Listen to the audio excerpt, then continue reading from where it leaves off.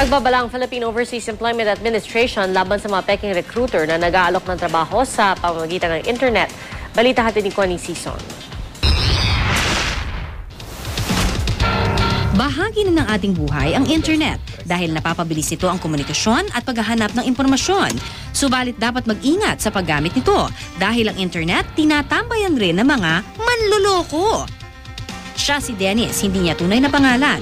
Katatapos lang daw niya sa kursong nursing nang mabiktima siya di umano ng email recruitment scam. Akong nakitang email na sabi daw rare opportunity for everyone. So parang naengganyo ako. Tapos nung binuksan ko siya, may sinabi nung nag-send na may opportunity nga daw na magtrabaho tsaka mag-aral din sa UK.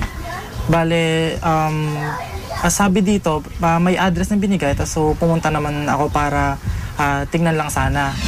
100,000 piso raw kada buwan ang naghihintay na sweldo para sa empleyado, kaya naman talagang naengganyo si Dennis na subukan ito.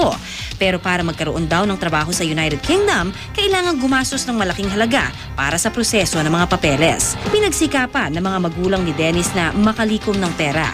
Nagbigay sila ng down payment na nagkakahalaga ng 170,000 pesos, pero simula lang daw pala yun ng sunod-sunod pang papeles na aasikasuhin at pagkakagastusan.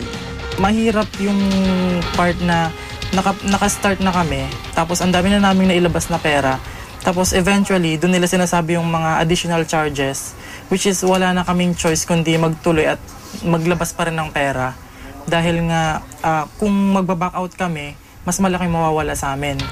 Isang araw nabalitaan na lamang daw ni Dennis na peking recruitment pala ang napuntahan niya. Pinakamalaking epekto siguro yung force yung parents ko na ibenta yung bahay at lupa namin sa probinsya. Tapos lahat ng savings nila is nagastos na namin. Tapos may mga kamag-anak pa kami na hiraman. Tapos ngayon parang nakikituloy na lang kami dun sa kamag-anak nung tatay ko. Ayon sa Philippine Overseas Employment Administration, marami na silang natatanggap ng mga reklamo sa umunay peking overseas employment offer na ipinadadala sa email. Kaya payo ng POEA, maging maingat at mapanuri.